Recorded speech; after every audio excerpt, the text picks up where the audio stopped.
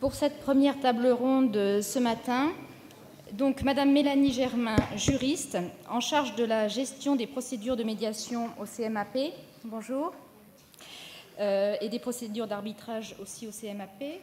Monsieur Georges Potriquet, expert en médiation auprès du cabinet Technologia, bienvenue.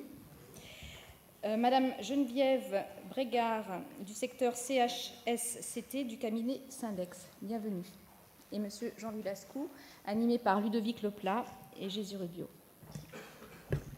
Merci Isabelle. Peut-être pouvons-nous accueillir nos invités en les remerciant d'avoir accepté de venir.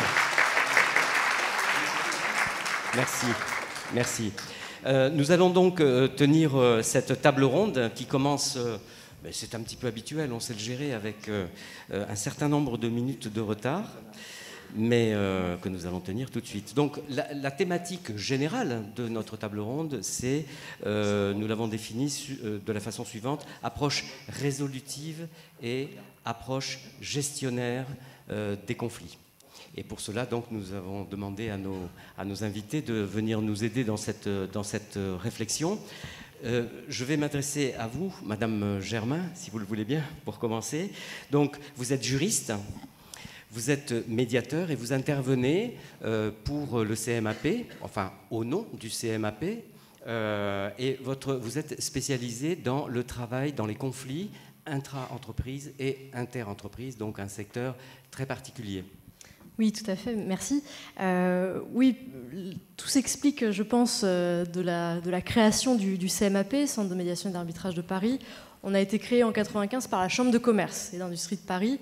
Et donc, on a été créé à la base comme un service aux entreprises. Ce qui explique aujourd'hui que nos services de médiation, d'arbitrage et autres modes de résolution des conflits, d'ailleurs, soient axés pour l'entreprise, donc pour des conflits entre plusieurs entreprises, ou des conflits à l'intérieur de l'entreprise depuis quelques années maintenant, puisque c'est un secteur qui se développe beaucoup. Merci. Alors comment ça se passe ? Ça veut dire qu'à un moment donné, il y a une entreprise, quelqu'un qui représente une entreprise, qui prend contact avec vous, enfin avec le CMAP, et qui dit, voilà, je suis en conflit, je ne sais absolument pas comment faire, est-ce que vous pouvez m'apporter votre aide ? Et à ce moment-là, la mission commence de cette façon-là. Concrètement, ça se déroule comment ? Oui, très souvent, ça fonctionne de cette façon-là. Alors, plus rarement, les deux entreprises viennent ensemble demander la mise en place d'une médiation, mais dans 90% des cas, c'est une des parties qui fait cette démarche. Un côté de la barrière fait cette démarche et ensuite il nous demande un petit coup de pouce pour aider à convaincre l'autre partie des avantages et des limites de la médiation. Pourquoi pas aussi, mais en tout cas, c'est la mission première du CMAP, c'est d'intervenir sur la mise en place de ce processus. D'accord. Et ce processus, précisément, il est à partir du moment où quelqu'un a donc pris contact avec vous, vous allez rencontrer l'autre partie pour lui expliquer l'intérêt et l'avantage de la médiation, et vous allez peut-être développer avec les deux parties prenantes au conflit. Deux, il y en a peut-être parfois trois. Oui, 3, 4, ça peut 10, arriver 25, aussi. 30. Ah oui, d'accord. Donc il n'y a pas de... C'est très bien. Et vous allez peut-être alors mettre en œuvre une méthodologie particulière. Vous avez des façons de procéder qui vous permettent d'avancer dans cette mission ? Oui, c'est vrai qu'on a énormément d'échanges avec les parties, évidemment, à ce moment-là. On va commencer par un contact très formel, puisque ça va être un contact par courrier, où, comme ça, on va laisser le temps à la partie de prendre connaissance tranquillement des informations, de ce que c'est la médiation, de pourquoi on a été saisi, etc. Et ensuite, on va très rapidement favoriser les contacts directs, ou par téléphone ou en personne. Et là, on va vraiment avoir une vraie discussion avec l'autre partie sur qu'est-ce qu'elle peut tirer de la médiation, quels avantages elle peut en tirer, qu'est-ce qu'elle ne doit pas en attendre, puisqu'on est face très souvent à des parties qui ne connaissent pas du tout ce qu'est la médiation. Et donc, elle pense avoir affaire à un juge, à un arbitre, à un expert, quelqu'un qui va apporter une solution sur un plateau. Et là, donc, il y a un vrai travail pédagogique à faire pour leur expliquer que non, la solution, elles l'ont entre les mains, et c'est ça l'avantage aussi de la médiation, c'est qu'elles gardent cette solution entre les mains. Donc, ce qui implique une prise de responsabilité, mais ce qui implique beaucoup de liberté de leur part. Donc il y a une vraie réflexion avec elles sur ce processus. Merci. Et ensuite, là, vous êtes dans la présentation, finalement. Vous expliquez aux parties ce qu'elles doivent en attendre, ce qu'elles ne peuvent pas en attendre, etc. Mais quand le travail véritablement de mise en contact et de réflexion sur les termes du conflit, donc là, justement, les choses qu'il faut gérer, qu'on peut gérer, qu'on doit gérer, les choses qu'il faut supprimer dans le conflit pour que, précisément, peut-être, cette gestion puisse se dérouler normalement. Lorsque vous êtes dans le travail même de la médiation, vous avez peut-être une méthode particulière ou des techniques particulières ou une expérience, simplement? Oui, alors c'est vrai qu'il y a deux volets, puisque le CMAP gère aussi les procédures de l'extérieur. Donc là, c'était la partie que j'évoquais avant. Ensuite, on va désigner un médiateur et on va réfléchir avec les parties sur quel profil de médiateur elles souhaiteraient voir désigné. Et ça va être vraiment la phase suivante, lorsque le CMAP aura reçu l'accord de toutes les parties et se sera assuré que les parties viennent à la médiation de façon volontaire et entière. Ensuite, lorsque le médiateur va être désigné, évidemment, la délimitation de sa mission va être un moment important qui généralement n'est pas figé au départ. C'est-à-dire qu'au départ, on a l'impression d'avoir une vision assez claire du conflit, puisque voilà, c'est vraiment la partie émergée de l'iceberg. On va s'intéresser à certains points. Et puis, au fur et à mesure de la médiation, on va s'apercevoir qu'en creusant un peu, le litige remonte à des origines peut-être plus anciennes, peut-être qu'il y a un passif de malentendus, de frustration, de plein d'autres choses qui vont peut-être être à mettre sur la table également pour pouvoir trouver une solution globale à tout le conflit. Merci beaucoup, Madame Germain. Merci. Monsieur Georges Potriquet, je vais m'adresser à vous maintenant. Vous êtes expert en médiation au sein du cabinet Technologia. Vous pouvez me donner un peu la façon de mettre en place une médiation par rapport à une souffrance dans une entreprise. Quelle est la gestion que vous mettez en place pour cela? Alors, la façon dont le cabinet Technologia intervient dans les entreprises, c'est un cabinet qui d'abord fait, comme d'autres cabinets, c'est un cabinet agréé par le ministère du Travail sur l'évaluation des risques psychosociaux. Donc, il y a toute une partie de l'activité dans laquelle nous ne faisons pas de médiation, nous faisons de l'expertise, au même titre qu'on peut faire de l'expertise en matière de risques industriels dans une entreprise, on fait de l'expertise sur les risques psychosociaux. Pour référence, puisque c'est connu du public, nous sommes intervenus chez Renault, chez France Télécom, et aujourd'hui nous menons une mission d'évaluation des risques psychosociaux au sein d'une grande entité de 10 000 personnes qui s'appelle France Télévisions. Ça, c'est le champ classique, on va dire, très réglementé, hein. C'est inscrit dans le Code du travail, il y a des agréments, il y a des procédures, et là, on ne fait pas de médiation dans cette part d'activité-là. Par contre, on a évidemment un réseau d'entreprises et de CHSCT qui nous connaissent depuis longtemps. Technologia a pratiquement 25 ans d'existence. Et dans certains cas, on est sollicité, alors soit par des DRH, soit par les CHSCT, soit conjointement, sur un thème. Voilà, il y a un conflit à un endroit dans l'entreprise. Et est-ce qu'il faut faire une nouvelle expertise ou est-ce que le conflit étant localisé à quelque chose, est-ce qu'il ne faudrait pas mettre en place une médiation? C'est à ce moment-là que nous, on fait une proposition, on intervient. Mais vous intervenez comme expert sur cette partie-là? Donc moi, j'interviens effectivement comme médiateur. Alors, j'ai été formé, je suis désolé, je n'ai pas fait la bonne école. Je suis parisien, j'ai fait mon école juste ici à côté, au CNAM, aux arts et métiers. Pardonnez-moi, il était encore temps, monsieur Potriquet. Voilà, novelis perfect. Voilà. Et donc j'ai une formation de médiateur et une pratique de médiation. J'ai fait des médiations dans différents domaines, mais vous avez bien compris que, étant chez Technologia, j'interviens essentiellement dans le monde de l'entreprise. Mais sur la partie expert, vous intervenez comment sur la partie expert? Alors, en expertise, là, ce sont des groupes. Alors, l'expertise risques psychosociaux, mais je crois que vous pourrez aussi compléter mon propos. Il faut des équipes, nous on travaille comme ça, des équipes pluridisciplinaires. Surtout si l'entreprise est importante. Et puis, selon le problème qu'on a en face de nous. Actuellement, on intervient dans une entreprise dont je ne donnerai pas le nom, mais dont un cadre a mis fin à ses jours. C'est évident que dans notre équipe, on a une psychologue qui est avec nous pour expliquer le process du suicide, le comprendre, participer à l'analyse, mais on est aussi plusieurs autres personnes. Donc moi, j'interviens plutôt sur l'organisation du travail, puisque c'était aussi ma spécialité dans ma vie antérieure.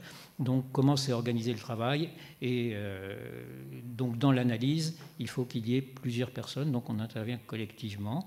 Alors, en pratique, ça se passe comme ça. On fait une présentation devant le CHSCT. Je pense que, puisque c'est le CHSCT qui est demandeur, hein, la demande d'expertise, c'est le CHSCT qui la demande, qui choisit le cabinet qui va venir faire l'expertise. On fait une présentation de la méthode, de la façon dont on va travailler, parce que c'est un peu différent de la façon dont se déroulent classiquement les CHSCT. Donc, on explique ce qu'on va faire. Quand on est dans une grande entreprise, on fait un questionnaire assez normé avec 130, 140 questions. On analyse le résultat du questionnaire et ensuite on fait des entretiens individuels, en face à face ou collectifs, toujours confidentiels. Et là, on se retrouve un peu dans la même règle de confidentialité qui est celle que vous avez en médiation. Tout ce qui se dit devant nous n'est pas retranscrit nominativement, mais on fait une synthèse. Et on étaye, on infirme ou on confirme ce qui ressort du questionnaire. De là sort un diagnostic et des préconisations. Et c'est important, évidemment, les préconisations, puisque le but n'est pas seulement de savoir qu'est-ce qui s'est passé et qu'est-ce qui ne va pas dans l'entreprise. Alors les causes pour lesquelles on nous demande d'intervenir, je crois que c'est très classiquement, il y a un plan de départ volontaire, il y a un PSE, un plan social, il y a une réorganisation, il y a une fusion qui ne se passe pas bien, où il y a eu effectivement des risques psychosociaux avérés, suicide ou montée en puissance quantitativement d'un nombre de dépressions, de signes d'alerte que les CHSCT relèvent, et c'est à ce moment-là qu'on intervient. Et évidemment, le but pour nous, c'est pas seulement d'expliquer, c'est aussi de dire attention, et on est le tiers.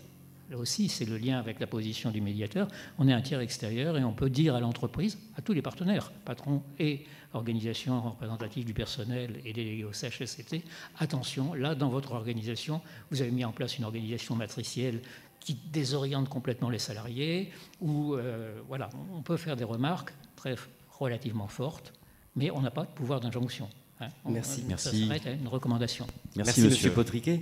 Nous allons revenir sur ces présentations, puisque c'est vrai que pour nous, qui nous définissions comme médiateurs professionnels, l'aspect médiation a une importance qui est tout à fait centrale et déterminante.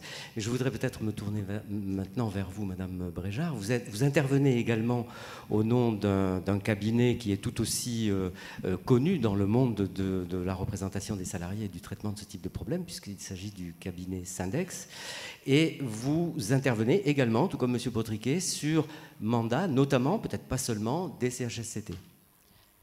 Oui, alors notre cabinet Syndex est une SCOP qui travaille exclusivement pour les représentants du personnel. C'est-à-dire que ce soit du côté économique, pour les comités d'entreprise ou comités de groupe, etc., ou CHSCT, donc nous répondons à la demande des représentants du personnel. Donc nous nous plaçons vraiment dans le champ des relations sociales qui se jouent dans l'entreprise à différents niveaux. Pardonnez-moi juste une précision, vous dites nous intervenons exclusivement à la demande des représentants du personnel. Absolument. Il n'arrive jamais que vous puissiez être saisi par un président de CHSCT ou une direction. Non. Jamais. Très Non. bien, merci. C'est un positionnement de notre cabinet. Voilà. Et donc, nos interventions donc, se situent vraiment dans le champ des relations sociales, c'est-à-dire que nous répondons finalement à ce qu'a voulu le législateur en créant d'abord les CHSCT et en leur donnant un certain nombre de moyens, parmi lesquels le droit du recours à l'expertise. Et si nous mettons à la disposition du CHSCT nos connaissances, enfin notre expertise pour analyser les causes structurelles de la situation pour laquelle nous sommes appelés. Un autre aspect très important pour nous est de transmettre au CHSCT les moyens de jouer leur rôle dans la prévention des risques et à long terme, si vous voulez. Donc il est très important que durant notre expertise, tout au long de notre expertise, nous allions ces deux démarches qui consistent à la fois à élaborer un diagnostic, mais aussi à outiller les représentants du personnel pour que par la suite ils aient les moyens de rentrer dans une négociation avec leurs représentants des directions, à tous les niveaux que ce soit, pour que ce soit une négociation équilibré, car pour nous, les conditions de travail et de santé, car j'ai oublié peut-être cet aspect quand même qui est essentiel, c'est que les CHSCT interviennent d'abord dans la prévention pour la santé des salariés et l'amélioration des conditions de travail. Donc c'est le sujet qui les habite dans une négociation permanente avec leur direction. Donc ici, je crois beaucoup personnellement à la médiation. Et il y a déjà un sujet qui peut renvoyer à la médiation, c'est celui de cette situation de négociation pour qu'elle soit équilibrée entre les représentants du personnel et leur direction qui sont plus ou moins les décideurs dans les différentes situations. Donc ça on pourrait y revenir si vous voulez.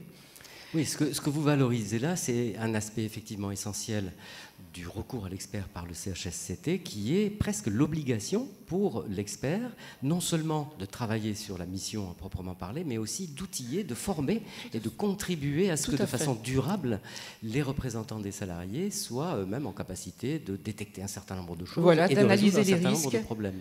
C'est dans leur mission d'être capable d'analyser les risques et d'être en appui finalement de la direction qui a des obligations réglementaires qui sont quand même très sérieuses, puisque leur responsabilité est très engagée s'il existe des accidents graves. Et vous savez que notamment depuis 2008, ce risque pour eux est accru, avec une responsabilité pénale. Tout à fait.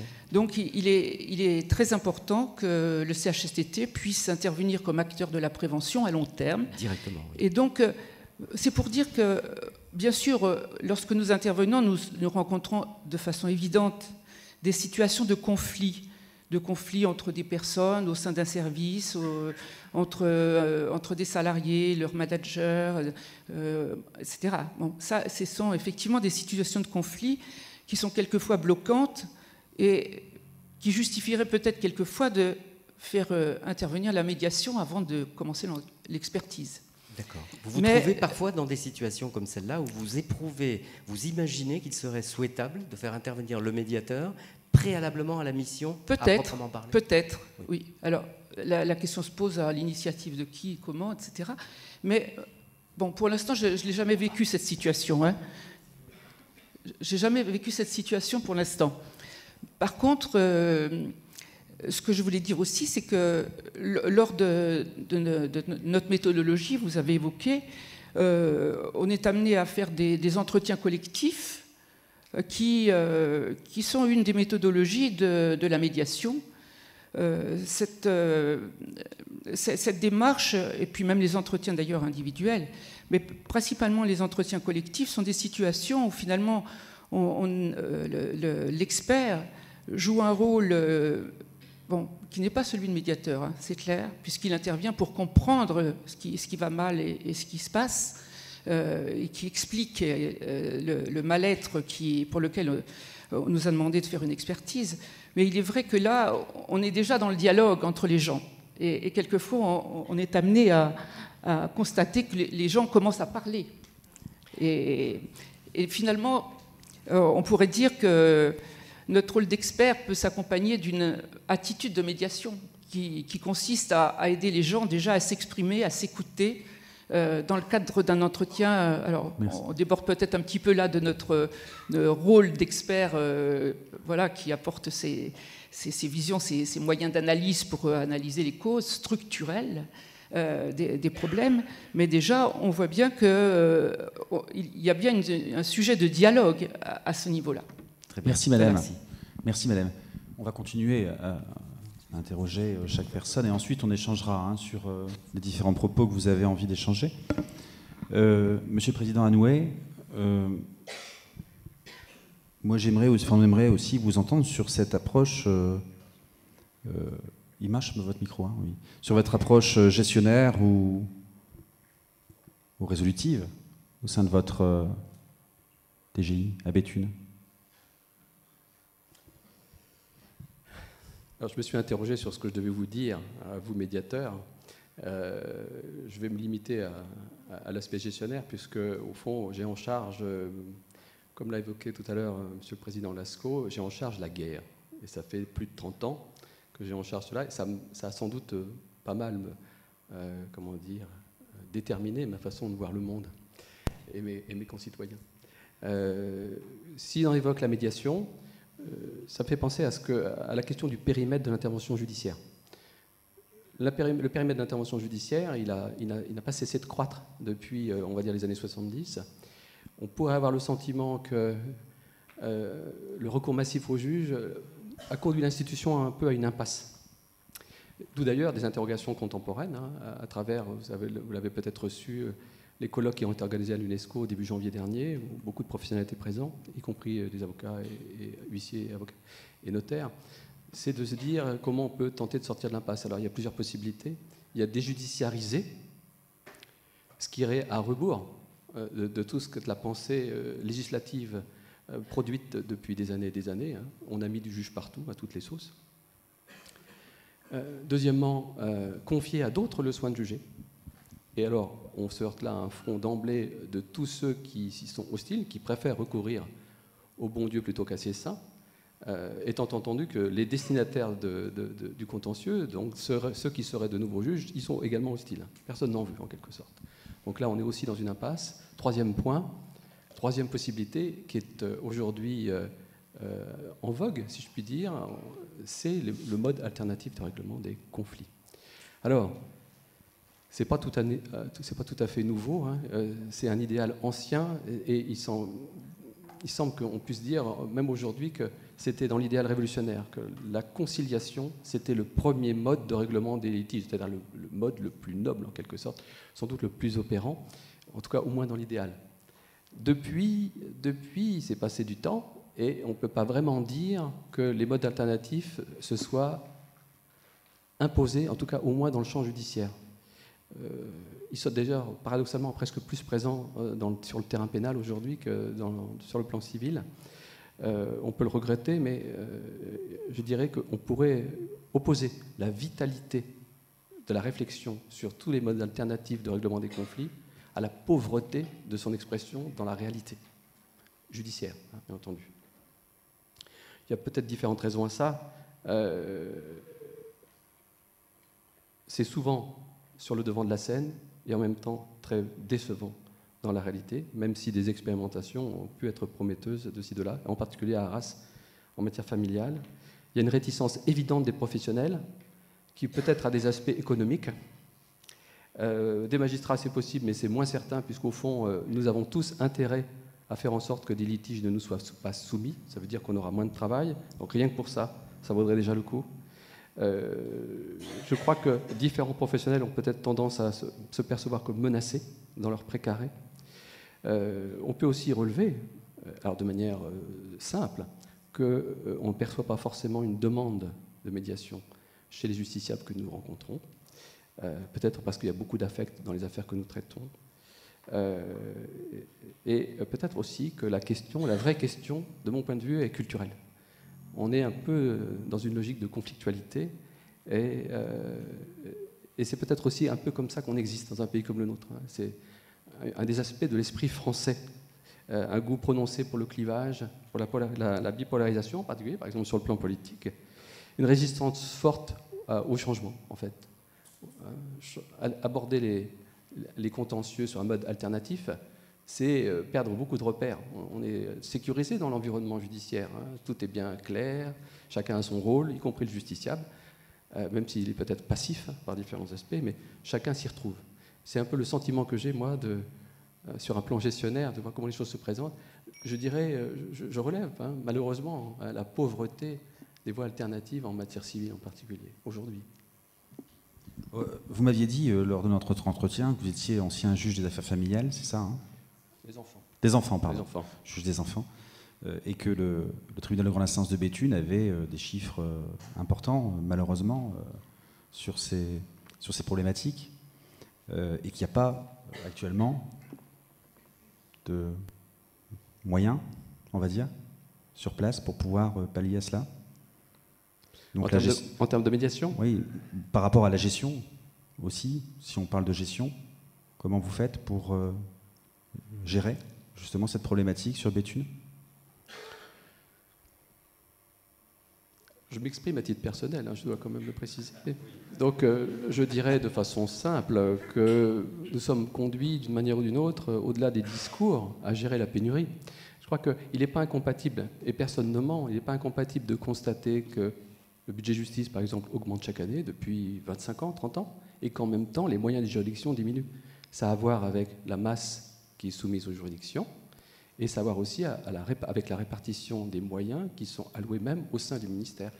C'est aujourd'hui une sorte d'évidence que de constater que les juridictions, ayant vu leur budget diminuer, ayant moins de personnel qu'elles ne devraient avoir, que ce soit en termes de magistrats ou de fonctionnaires, peinent à remplir les missions qui sont les leurs, aujourd'hui dans le terrain classique. Alors, s'agissant de la médiation, il n'y a pas d'avantage d'avancer sur ce terrain, à mon sens. Donc, la question de la pénurie des moyens, elle explique d'une certaine manière les difficultés de l'institution à fonctionner dans de bonnes conditions, et elle peut aussi expliquer, pour une part, le succès que pourrait avoir pour beaucoup, et en particulier sur un certain nombre de décideurs, des modes alternatifs de règlement des litiges. Moins nous serons saisis, et peut-être moins il y aura besoin de nous. Bon, merci. Merci, Monsieur Hanoué. Monsieur Potriquet, vous souhaitiez réagir ou compléter peut-être l'intervention de Madame Bréjard, et ensuite je vais revenir vers vous, Madame Germain. En 2 mots, parce que vous aviez demandé à réagir. Oui, réagir, plutôt compléter, puisque je suis en parfait accord avec tout ce que vous avez présenté sur le rôle de l'expert et notamment de la relation que nous avons et qui est effectivement une mission de conseil, d'accompagnement des CHSCT qui ne sont jamais aussi bien outillés que les directions pour évaluer aussi bien les risques techniques que les risques psychosociaux. Donc je suis d'accord sur l'ensemble. Sur la question de mettre la médiation avant l'expertise, effectivement, vous avez demandé si quelqu'un avait déjà eu ce genre de situation. Il se trouve que moi, je l'ai eu.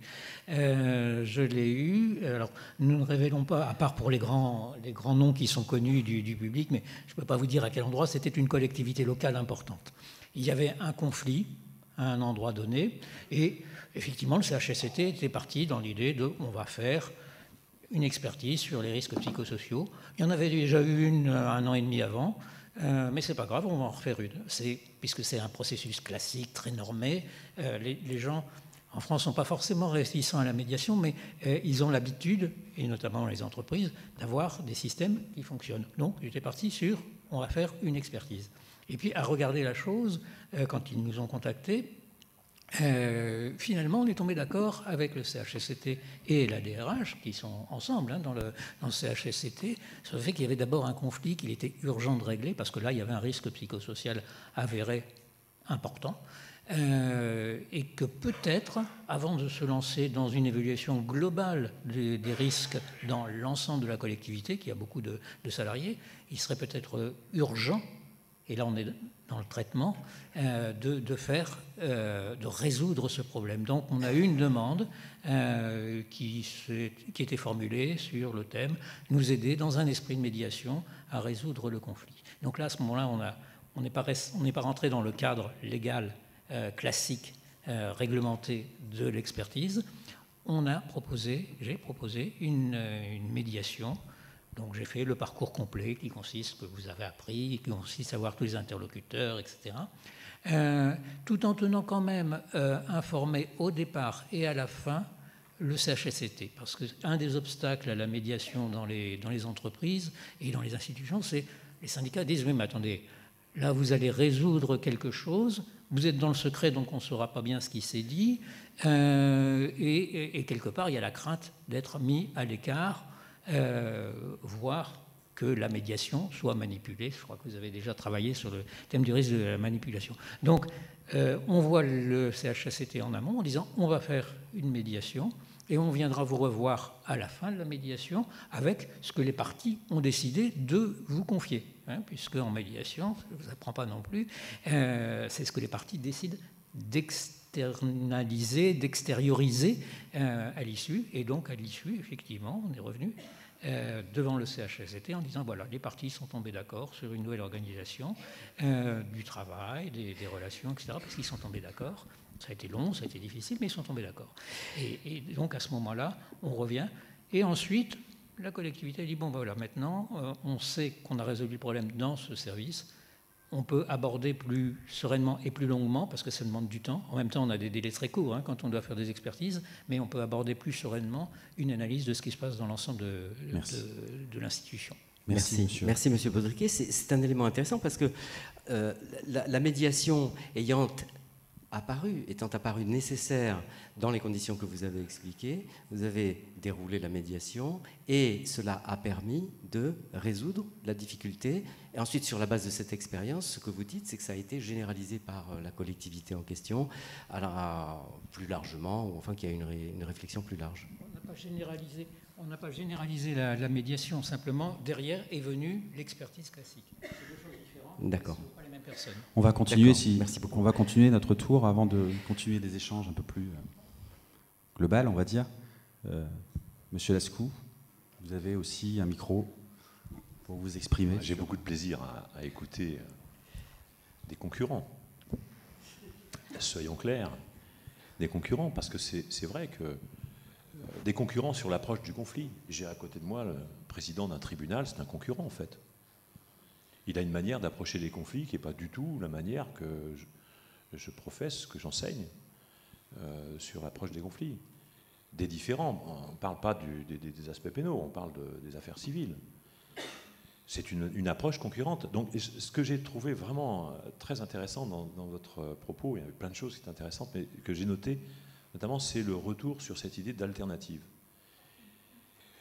La manière dont on approche l'idée d'alternative, ici, c'est pas une alternative à un problème économique. Et je pense que ce que vous dites, c'est fondamental, même si vous vous exprimez à titre privé, on le sait. La politique gouvernementale, depuis qui se passe le relais, ce n'est pas une affaire de droite ou de gauche, c'est une affaire de gouvernement, d'État, des gens qui sont à la tête de l'État, qui font des économies structurelles.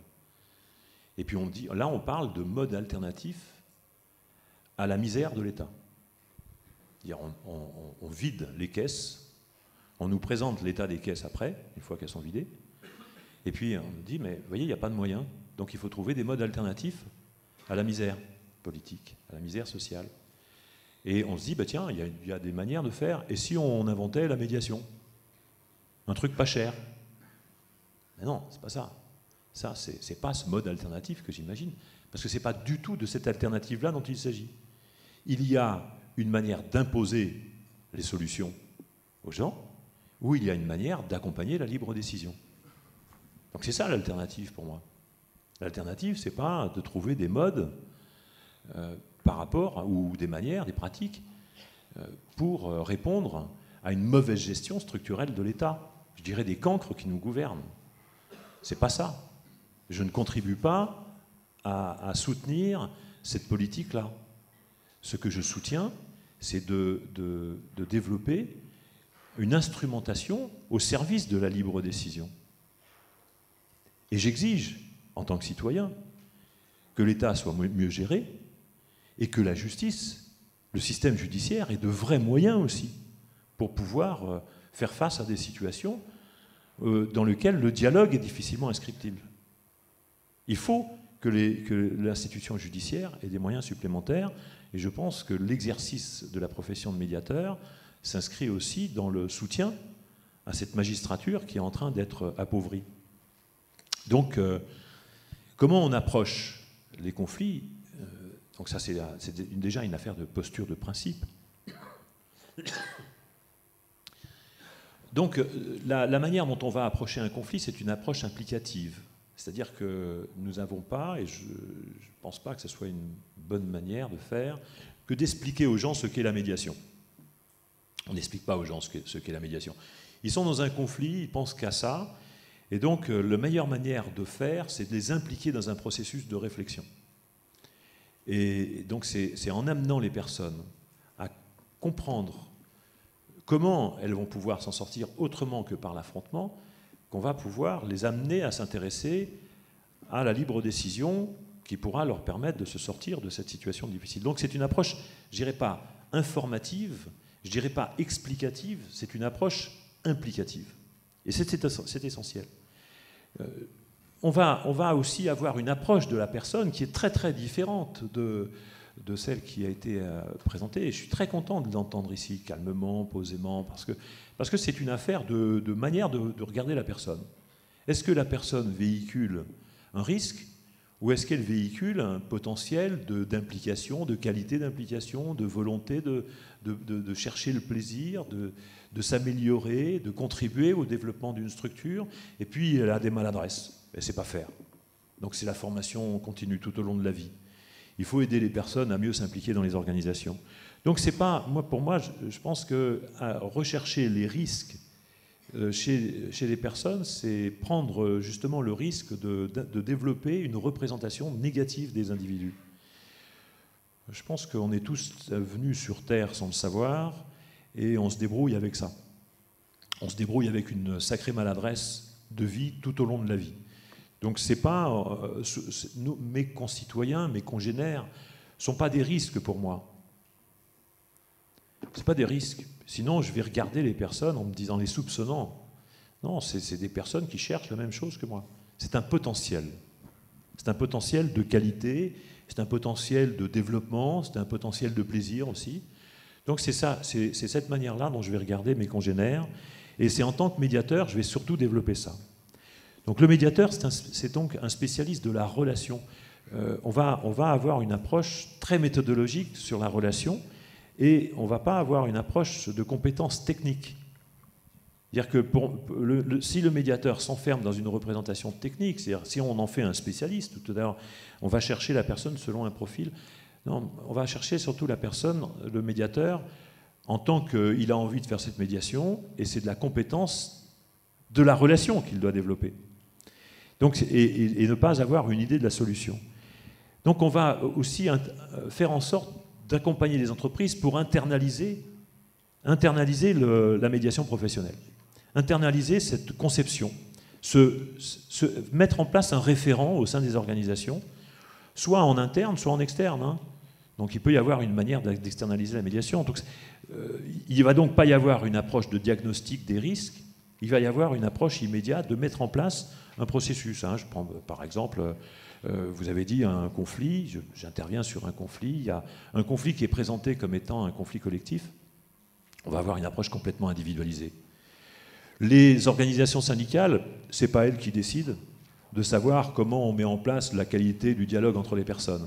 C'est l'entreprise, la direction de l'entreprise qui a la responsabilité de préserver, au titre de la loi, non pas de mettre en place des systèmes de préservation des risques psychosociaux, mais plutôt d'anticiper la souffrance au travail. Maintenant, c'est la souffrance mentale, la souffrance physique, mais la souffrance mentale au travail. Bon, on anticipe, donc on met en place un système de référentiel qualité relationnelle et on va aider les personnes à mieux s'impliquer sur la mise en place et le développement de ce référentiel. Donc le processus qu'on va mettre en place, c'est un processus complètement individualisé qui est sous la responsabilité de la direction de l'entreprise et qui est sa seule responsabilité, parce que s'il y a une dégradation de la santé d'une personne sur le plan mental, c'est elle qui va être responsable. Après, les syndicats, ils vont dire quoi? Les responsables syndicaux, ils vont dire quoi? Ah ben c'est malheureux pour elle, ou ils vont dire ben, oui, mais vous n'avez pas fait votre boulot, etc. Donc l'entreprise met en place ce système-là, et donc on propose concurrentiellement au système des RPS, on propose la mise en place de dispositifs de médiation interne, de dispositifs de médiation professionnelle interne. Et donc ça, c'est une instrumentation. La médiation, c'est donc un outil que je dirais qu'il faut mettre au préalable à toute approche d'étude, de savoir ce qui va se passer, et c'est ce qu'on préconise. On préconise la médiation tout de suite.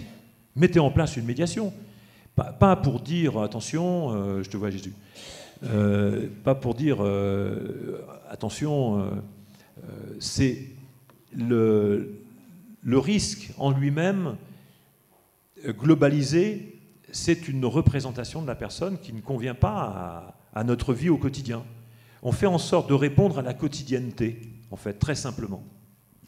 Merci Jean-Louis. Alors, si on revient effectivement, parce que ça c'est de façon évidemment infiniment courte, mais c'est effectivement la position des médiateurs professionnels. hein, qui est cette spécialisation sur la qualité de la relation et sur l'individualisation.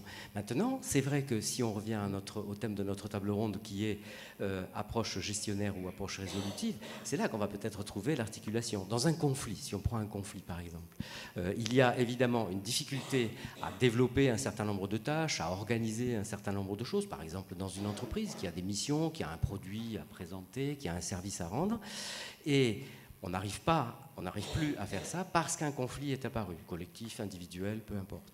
On voit donc bien qu'il y a deux types d'approches, y compris pour la médiation professionnelle, qui sont d'une part effectivement la résolution totale et définitive de la dimension conflictuelle. Et là, c'est vrai que je suis extrêmement intéressé par l'idée de cet exemple que vous avez donné et que vous avez un petit peu évoqué, qui est la médiation préalable à l'analyse technique, à l'analyse juridique, à la façon dont on va décliner un diagnostic qui, lui, effectivement, fait partie de ce qui est gérable, parce qu'il faut que l'entreprise le gère au quotidien. Alors, sur cette dimension, c'est vrai que Jean-Louis l'a évoqué un instant, Madame Germain, vous aviez dit, on va déterminer le profil du médiateur en fonction des demandes, en fonction des besoins. Alors, ça signifie que vous faites référence à une dimension juridique qui va être mêlée dans la résolution du conflit, ou comment ça se passe? Oui, pas forcément. C'est vrai qu'on part du principe que pour poser des bonnes bases à la médiation, il faut que les parties choisissent leur médiateur, puisque c'est une question de relation de confiance, et si les parties n'ont pas confiance en la personne du médiateur, on voit qu'en pratique, c'est un peu moins efficace. Donc on va interroger les parties sur qui elles veulent comme médiateur. Alors évidemment, elles n'ont pas d'idée de nom particulier, généralement, mais par contre, elles ont une idée assez précise de est-ce qu'elles veulent un spécialiste de la matière, objet du litige, ou est-ce qu'elles veulent au contraire quelqu'un de très extérieur à ce domaine pour justement amener un regard encore plus neutre et encore plus externe au conflit. On va s'attacher aux dimensions professionnelles. Quelle est l'activité quotidienne de cette personne en dehors de ses activités de médiateur? Est-ce que c'est un avocat, un chef d'entreprise, un ancien juge, un notaire, un professeur, un psychologue, etc., etc., etc. Et également, on va s'attacher au style de médiation, on va dire. C'est-à-dire que, en fonction du conflit, en fonction de la personnalité des parties, on va pouvoir diriger la recherche du médiateur en fonction de la personnalité du médiateur lui-même. Est-ce qu'il va falloir un médiateur qui soit un peu plus empathique? Est-ce qu'au contraire, on va rechercher un médiateur un peu plus autoritaire? Peut-être qu'on a besoin de quelqu'un qui ait un peu de poigne pour diriger les parties vers leur solution. Voilà, tout un tas de critères qui tient également, non pas seulement aux aspects professionnels, mais également aux aspects plus psychologiques, plus liés à la personne elle-même du médiateur et des parties. Madame Germain, moi justement, j'ai regardé votre site internet parce que je voulais vous connaître. Et vous avez des chiffres sur les années précédentes qui donnent des barèmes, des graphiques, des résultats, du nombre de dossiers que vous avez.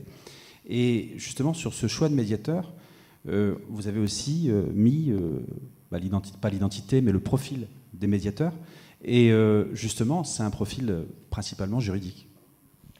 Moitié-moitié en réalité. Si vous regardez bien le graphique, on a, je sais plus, on est à 48%, je crois, de médiateurs qui ont un profil plutôt juridique. Et l'autre ? Et l'autre moitié avec un profil business, chef d'entreprise. Chef d'entreprise. Puisqu'on est encore une fois dans de la médiation uniquement commerciale entre entreprises.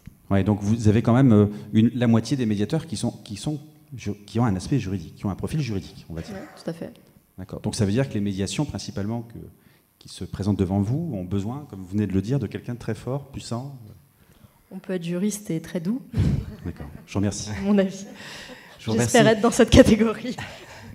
Merci, merci beaucoup et merci notamment pour la clarté et la franchise avec laquelle vous expliquez, vous détaillez les principes qui guident ça, parce que c'est vrai, il faut pas se le cacher, c'est vrai que nous sommes sur cette question, CPMN et CMAP, sur une approche qui est radicalement différente. C'est-à-dire, nous ne pensons pas, effectivement, qu'il soit nécessaire, par exemple, d'être un juriste ou, par exemple, que le profil du médiateur ait une importance dans le déroulement du processus et dans le succès de l'opération de médiation. Et c'est intéressant finalement de comparer un petit peu ces deux approches. Madame Bréjard, je vais revenir vers vous. Vous êtes plus donc de par vos fonctions dans cette analyse de tout ce qui contribue à construire un conflit lorsque vous êtes sollicité dans les conditions que vous avez dites.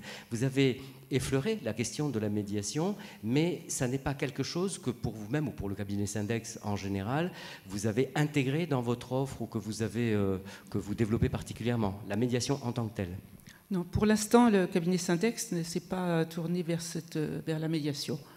Et pour réagir un petit peu à ce côté d'individualisation que vous évoquiez, justement, dans nos expertises, nous nous attachons, dans un but de prévention, à justement se détacher de l'aspect individuel, parce que finalement, alors, il n'y a pas toujours de conflit quand on intervient. Des fois, il y a des choses graves qui se passent, des gens très en souffrance, mais pas forcément de conflits ouverts entre des personnes ou entre... Bon, quelquefois, il y a un conflit fort. En gros, il y a une cristallisation sur le chef d'entreprise, le chef de service, qu'il faudrait, en gros, virer pour que tout marche mieux.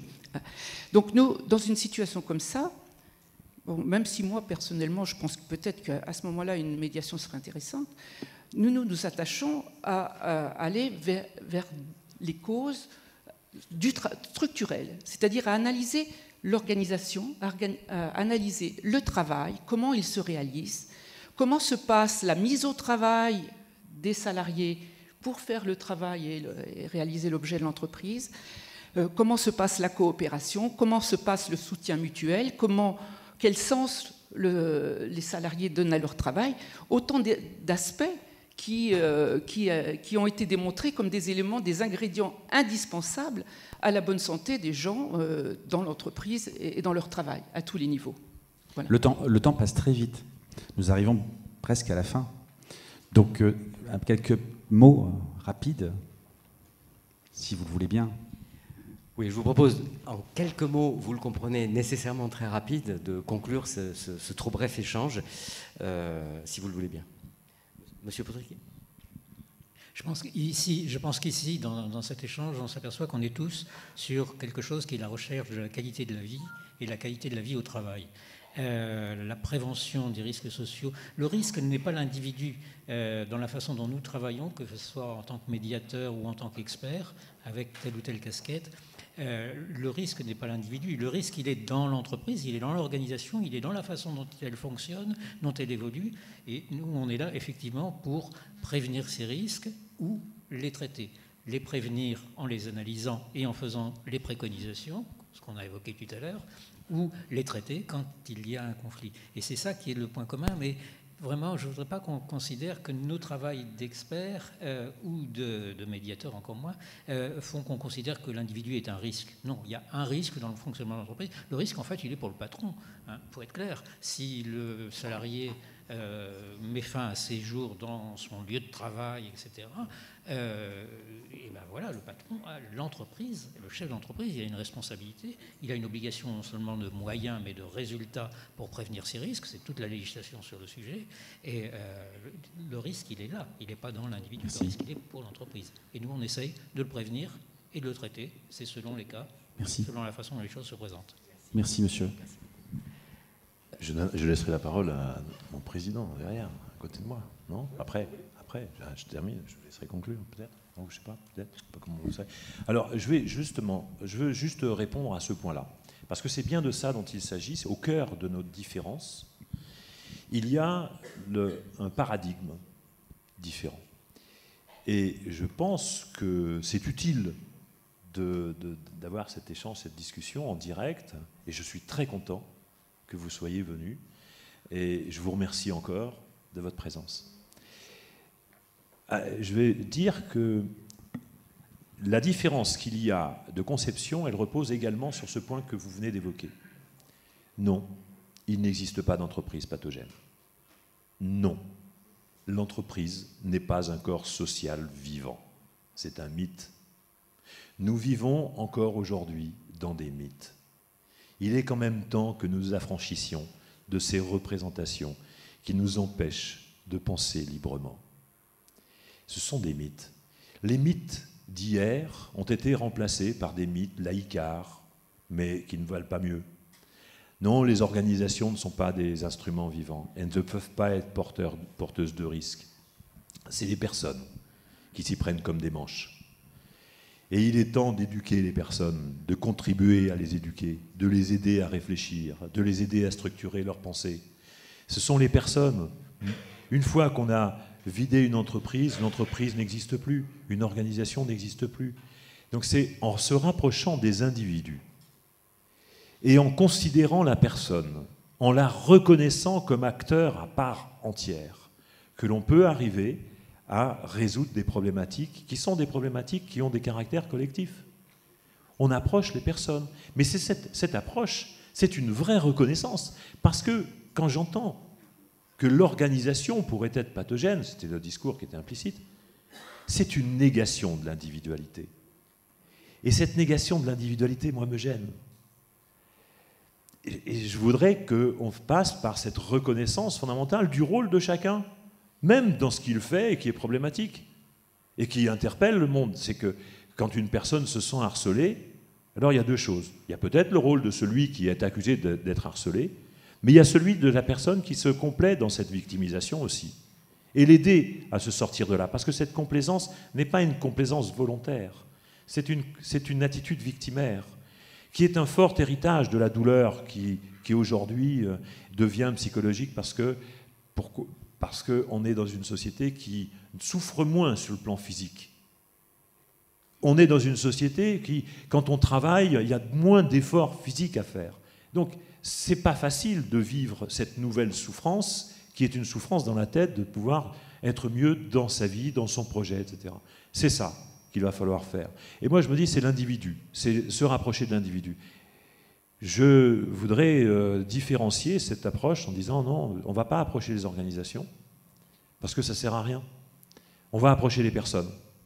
Et en approchant les personnes, on va résoudre des problématiques. Merci. Alors, je n'ai pas la prétention de vraiment conclure, mais je voudrais simplement repréciser au cas où il y aurait une ambiguïté dans mon discours. Je ne prétends pas et je n'imagine pas que la simple contrainte économique rende intéressantes les mesures alternatives. Les mesures alternatives sont intéressantes en elles-mêmes et je ne les place pas sur un niveau différent que ce que nous traitons nous.